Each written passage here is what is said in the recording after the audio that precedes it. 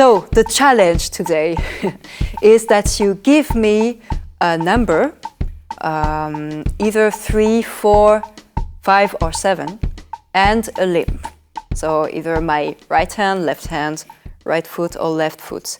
And we will come up with a 3-limb polyrhythm, and I will try to learn it as fast as possible. Okay, cool. Chris, do you want to go ahead? I always like to ground things with the kick drum, so let's go 4 on the kick drum. Okay, that's nice. Cool. I'll go, let's say 7 on the left hand. Okay. And then I think 3 on the hi-hat. 3 on the hi-hat. Okay. Okay, let's do that. So, I think I have 3 against 4 on the kick, and yeah.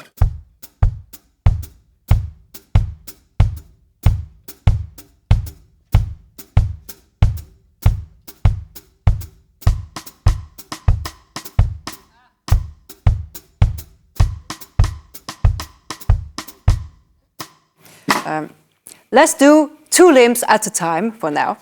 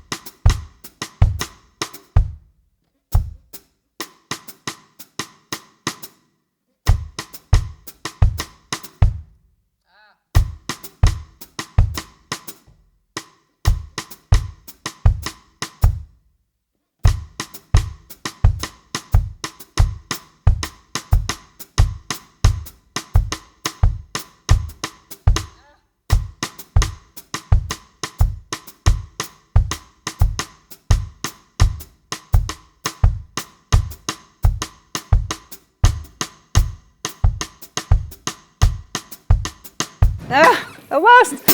Okay.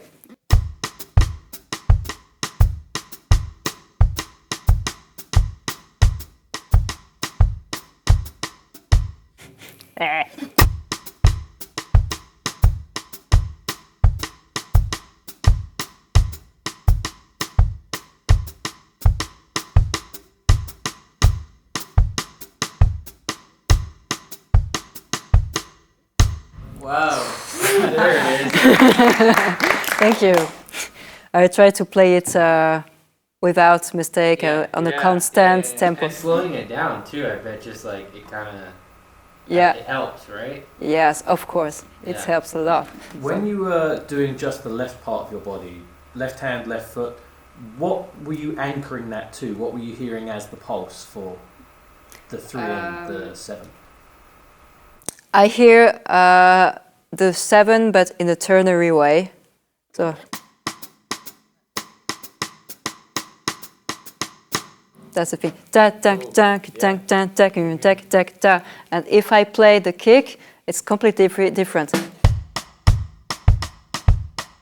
It's military, binary, da da da da da da, and here da da da da da da da da. So it sounds completely different if you put 3 or 4 against one pattern. So.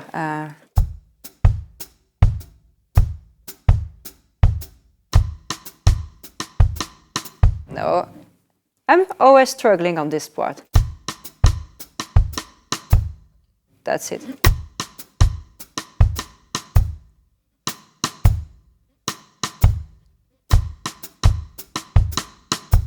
It's rushing. Don't rush.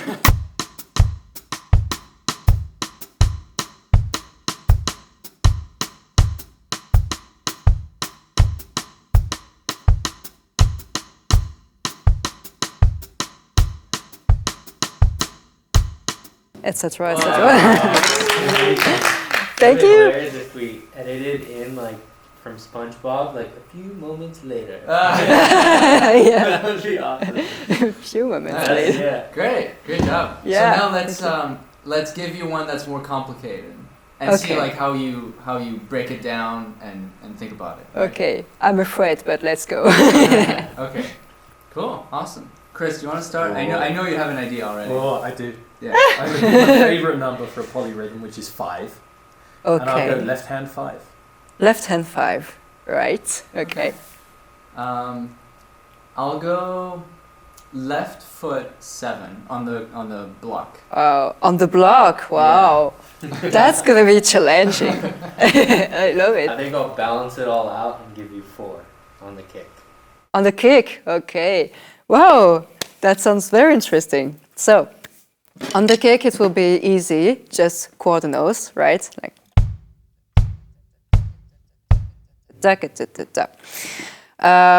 on the left hand, 5. So I will go with this one. So 1, 2, 3, 4, 5, 1, 2, 3, 4, 5. And on the wood block, 7. So 1, 2, 3, 4, 5, 6, 7. 1, 2, 3, 4, 5, 6.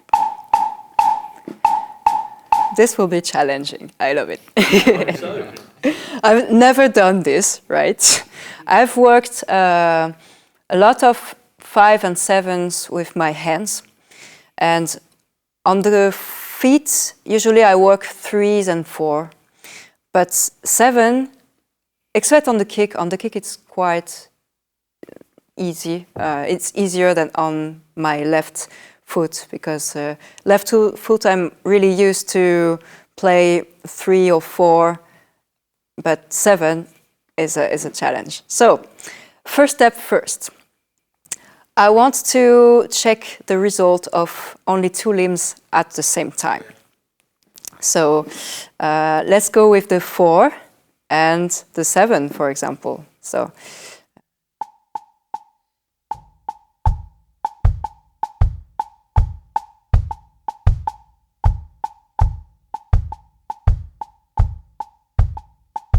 So this is the result.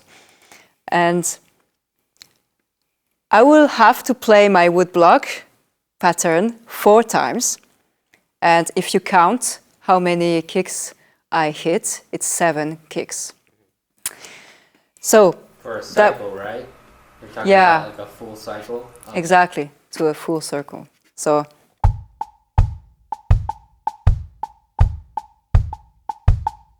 this is my full circle, and then it goes back to the beginning. Okay, so let's try the snare and the kick.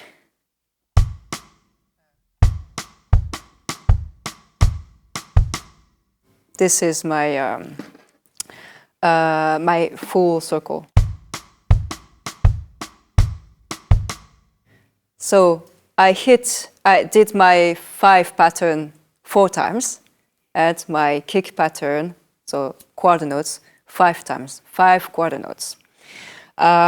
Of course, these I get very fast because I'm already used to what it will sound like and the result of it, because I've worked a lot of different pattern combinations. I worked on 7 against 3, against 4, against 5, etc.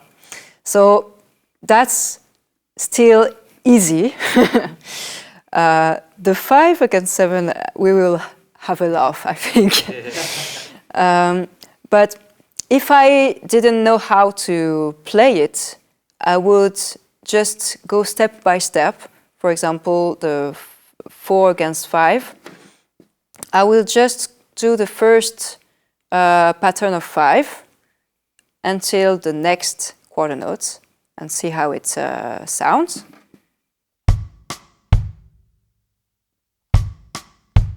And then I will add another pattern of 5 on the snare. And then I will go really try to figure out what's happening with each limb and how it aligns on the 60th note subdivision flow. So. etc., etc. Let's try out I think the challenge of this polyrhythm is 5 against 7. So, I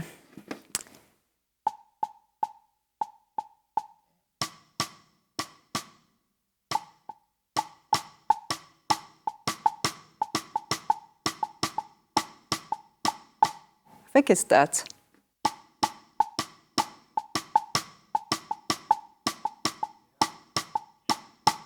Wow. Yeah, it's that. Impressive. Yeah. Yeah, I already work 5 against 7 with my hands, but not with the feet or the feet and the hands. Let So. alone your and left. Yeah, so with the added kick, it will really sound like a cool tribal song.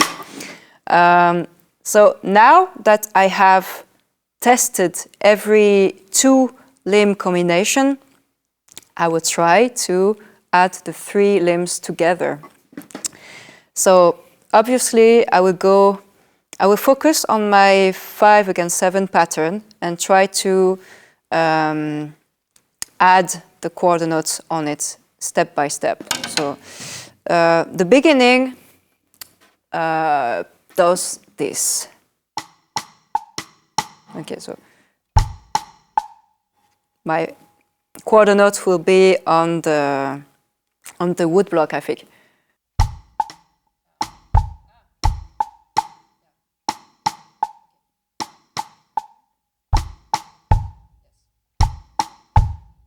That's the first step.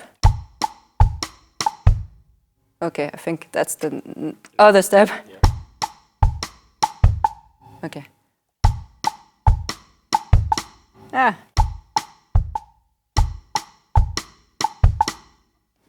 Oh, I think I've lost it. So the goal here is to go step by step and be sure to practice it and repeat it enough for the muscle memory to build a little and to know how it sounds and be able almost to sing it.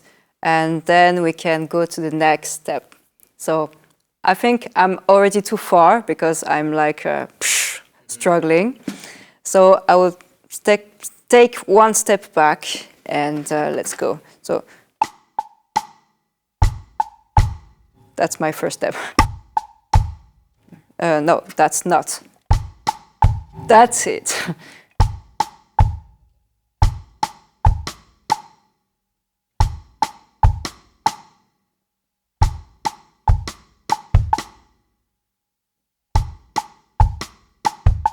Okay.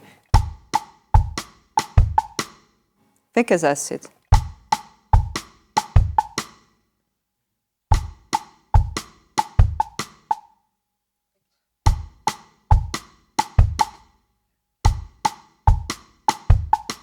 Ah, okay. So when I'm struggling like this, another solution is to really focus on the 5 against 7 and get it on repeat, so I can be more comfortable with this locked pattern and then can figure out how it goes with the kick. So.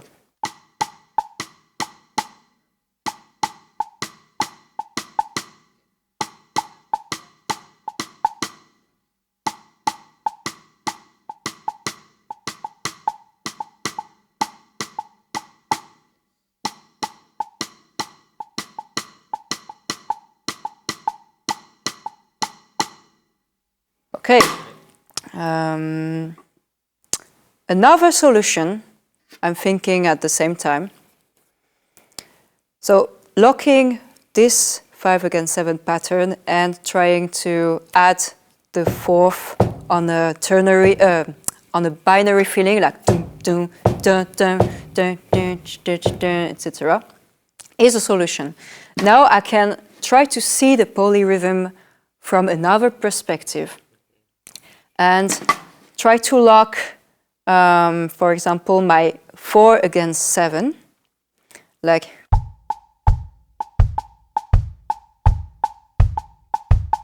and repeat it several times.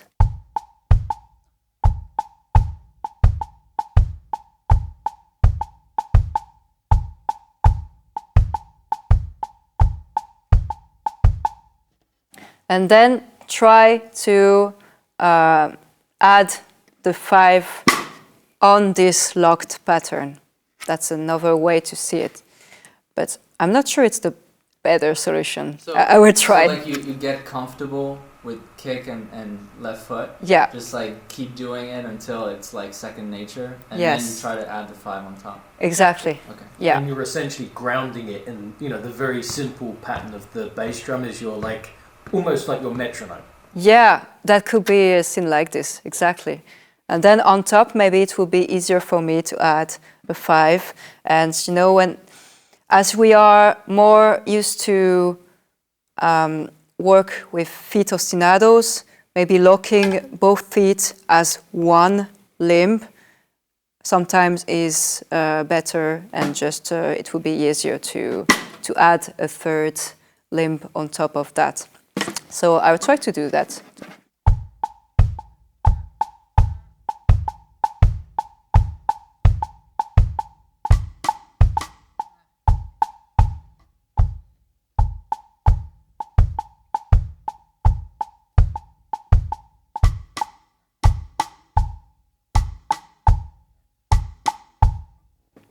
Another way to see it, and it's really another perspective, is to work on every possible combination with the 5, you know, because when I include the 5 in this whole feet loop, the 5 will explore every placement within this loop.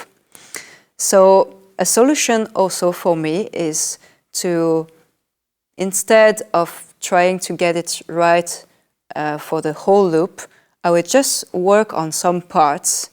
And you know, the first part is simply playing the 5 pattern at the beginning, right with the first note of each pattern.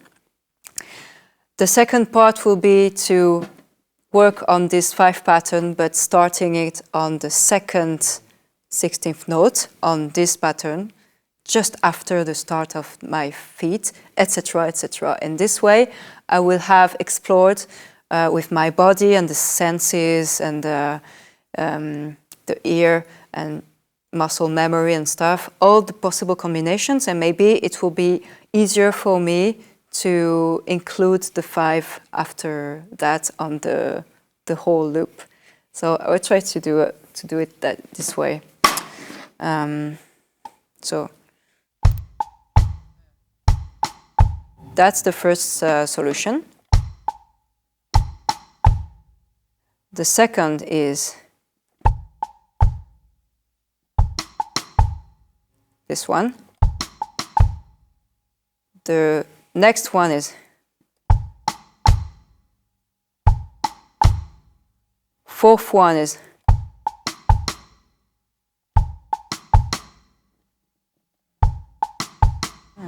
okay. Next one, I think it's that. No, I just did that. Oh, so now that I want to explore this part, what I play with the feet is too short, so I have to put it longer.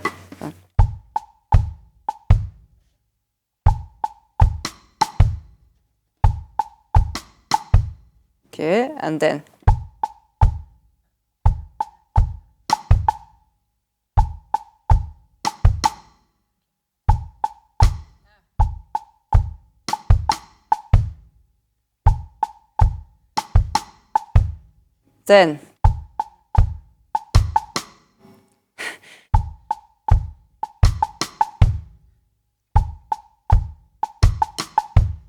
then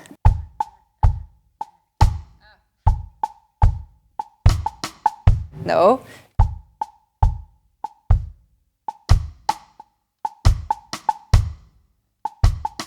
Ah.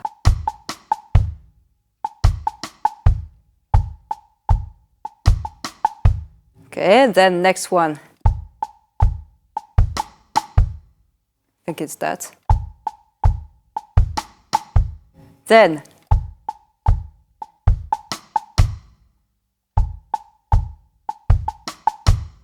Okay, and then no.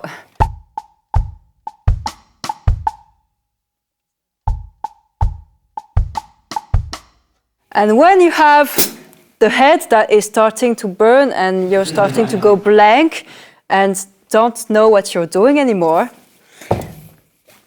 you have to push the reset button. So just play something completely different and just have fun, like for 1 minute.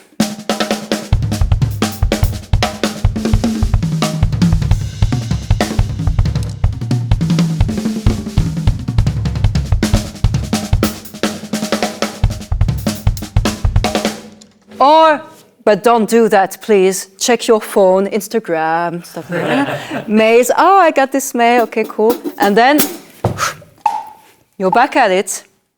And sometimes, quite often actually, it changes things and it unlocks things.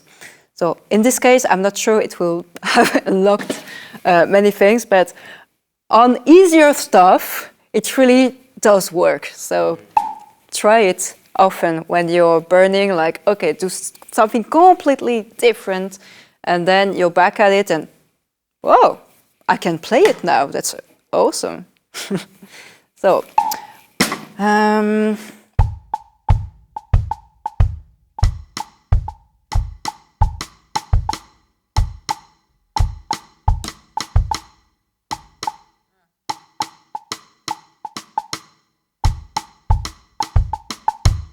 yeah, I think I would go maybe the other way, like really focusing on my locked 5 to 7. 5 against 7 pattern, and then just to try to feel the boom, boom, boom, and figure out where it adds in the pattern.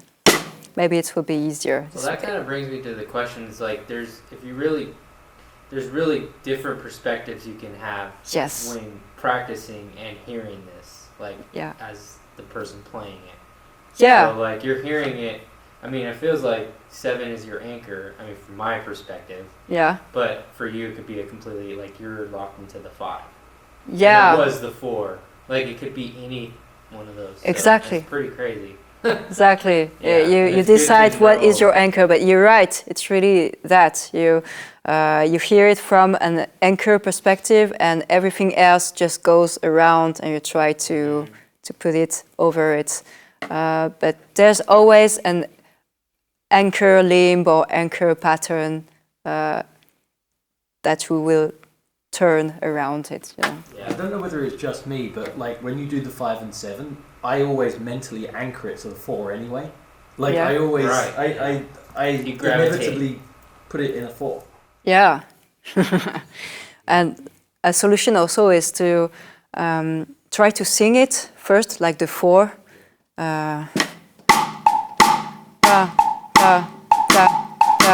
No, I'm playing it. Okay.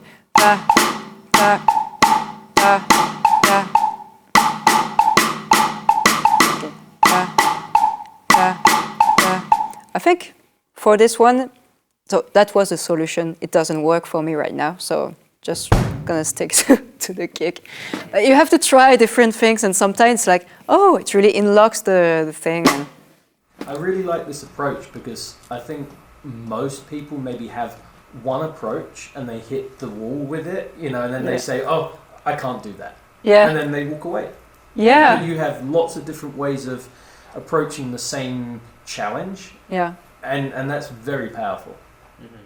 Yeah, that's cool for people to notice, because as you say, if we don't have this other perspective, we don't know that they exist. But as I worked with a lot of different polyrhythms, I noticed like, okay, so I can also see it like just one little loop and then try all the placements on it, and it's the kind of same work, but I just focus on one point, and yeah. Right. So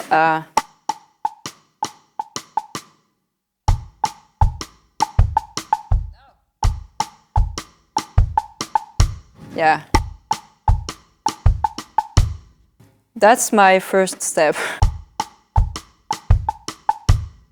And then I have to go beyond that step. No. So to go beyond that step, I will just use my 7 against 4, against 5, and then I will see. Okay. It's only alternating. And then it will hit the wood block.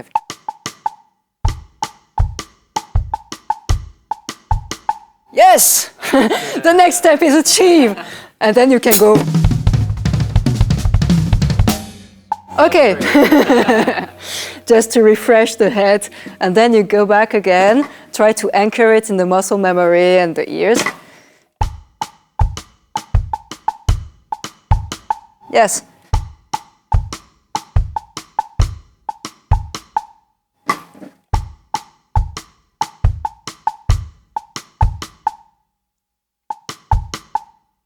And to avoid starting from the starting point each time, you can try to remember the few last strokes and how it goes and start from there. So you can go further and you don't have to repeat everything from the starting point.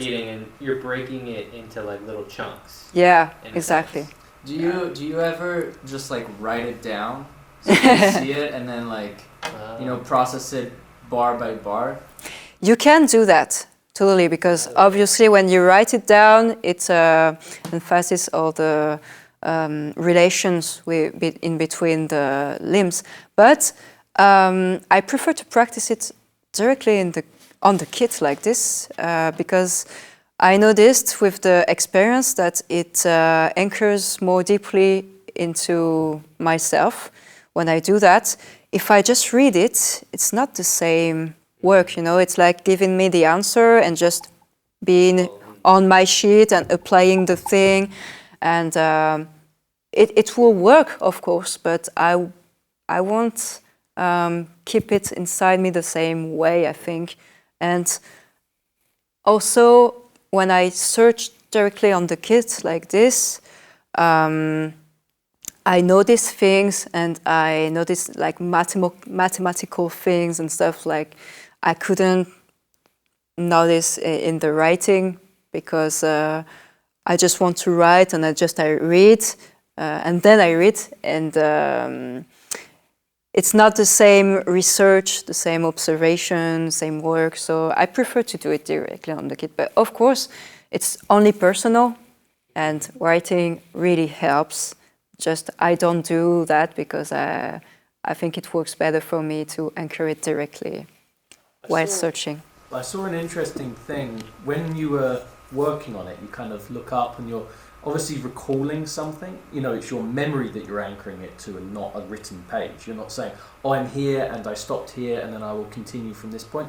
You're playing and you go, there's something obviously either a visual thing that you're recalling, but you're recalling it from yourself and not from the paper. Yeah. So you become independent like this. You don't have to read a paper, or it's all channeling inside. The other thing that I noticed you do as well, when you're learning it, you're bending the time to fit the rhythm. So if at a moment you need to put it together, you're not just setting a click, ding, ding, ding, and play, da, da, da, okay? Yeah. Da, da, da.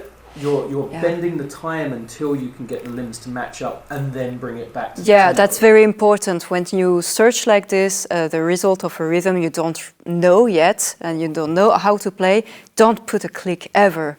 Like, try to go slow and try to figure out things, but a click is absolutely not relevant here. So you're right. That's where I've been going wrong.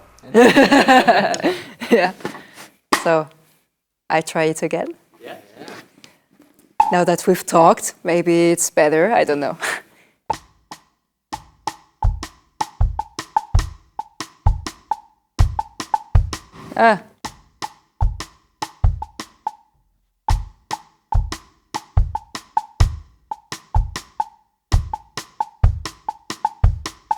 Almost. So I will play it just alone.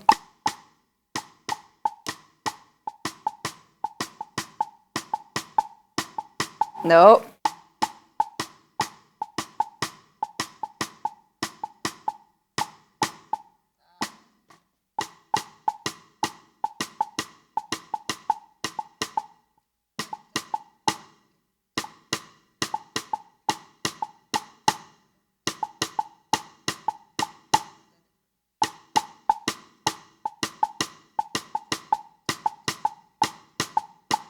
Okay.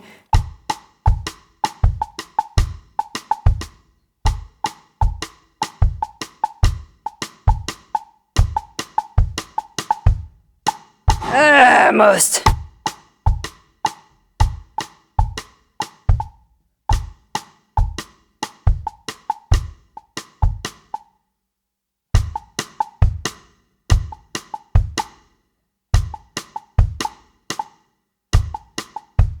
No.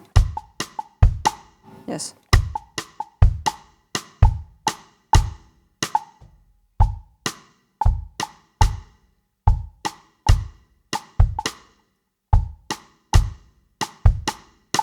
No. Ah.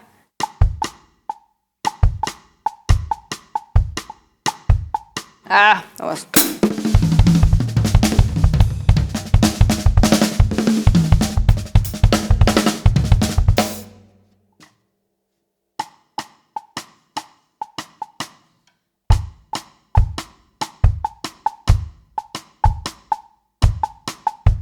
No.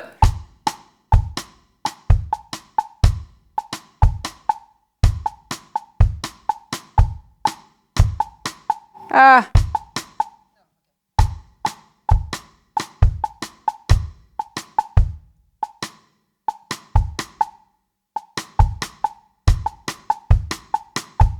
No.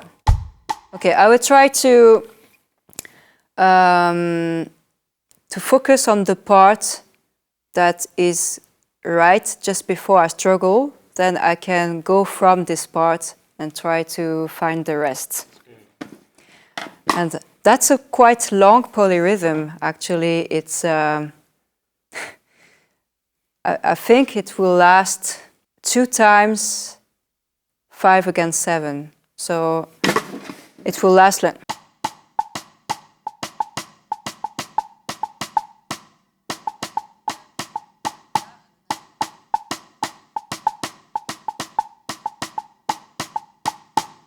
So yeah, this polyrhythm will take very long time actually, because the 5 against 7, I will have to play it 4 times. Not only 2, but 4 times. Like this pattern.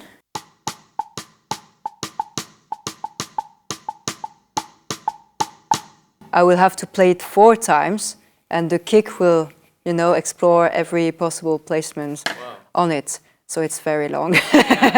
I'm not sure I can do it in 1 hour, but I will practice it when I come back at home. And maybe I will send you a video of the whole pattern once I have it. So what you think about it. And another solution for me is try to get the feeling of it. That's a good thing because I already worked my 5 against 7 pattern on the hands. So, for example, like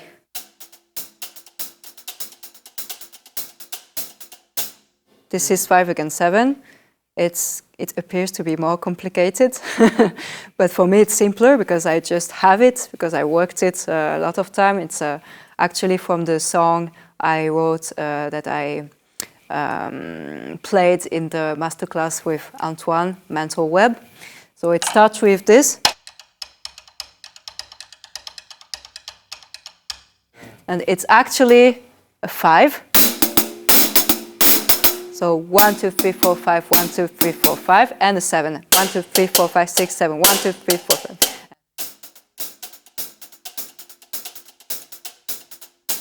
Okay, so this one is easier for me because I know it, even though it really sounds a lot more complicated. And I can just explore the results that will be with the kick. and maybe it will give me a sense of where the kicks land in my left part polyrhythm. So.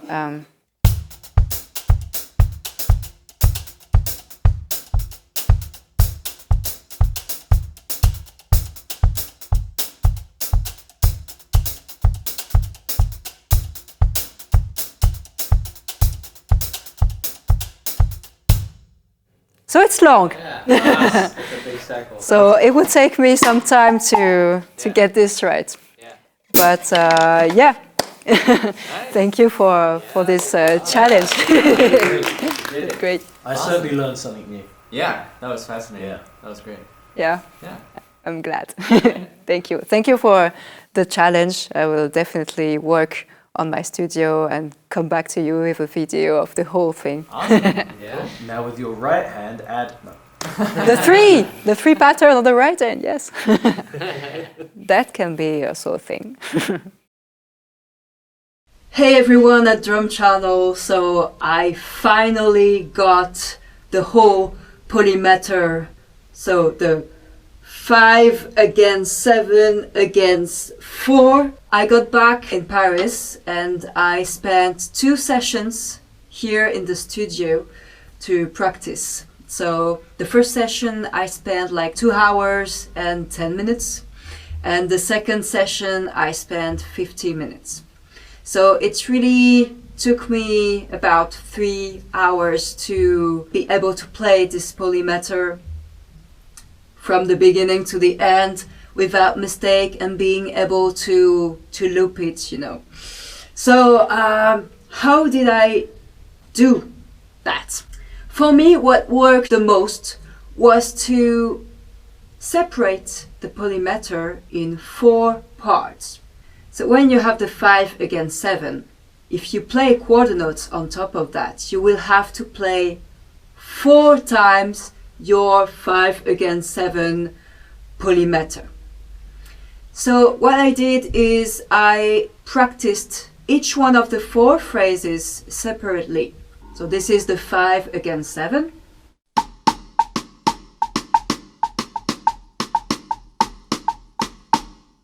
So I will have to play that phrase 4 times. So let's dive into the 4 different occurrences of this phrase. The first one is easy because the kick starts at the beginning of our phrase, so alongside our first stroke with the snare and the woodblock.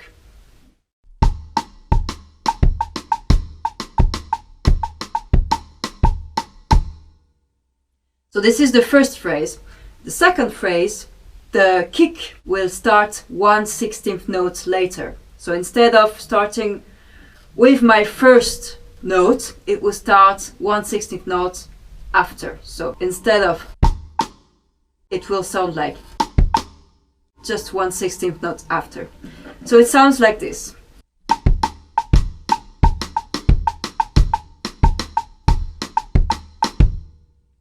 The third phrase will start with my second stroke with the snare and the woodblock. So it sounds like this.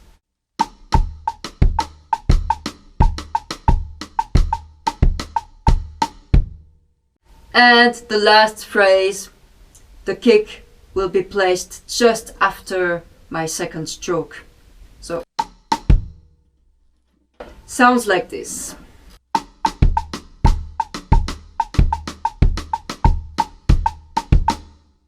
Okay, so after I practiced these 4 different occurrences with the kick starting at a different place at each occurrence, I just had to glue them all and I had the whole polymeter.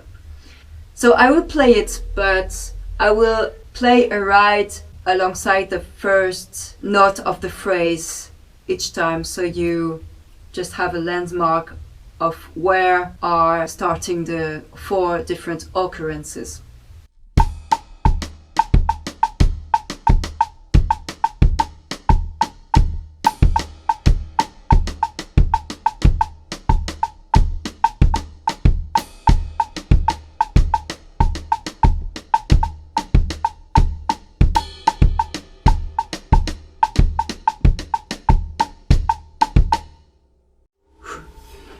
So as you can notice, it's still a little new and not so fluid for me. Now I will try to play the whole polymeter without stopping from the beginning to the end.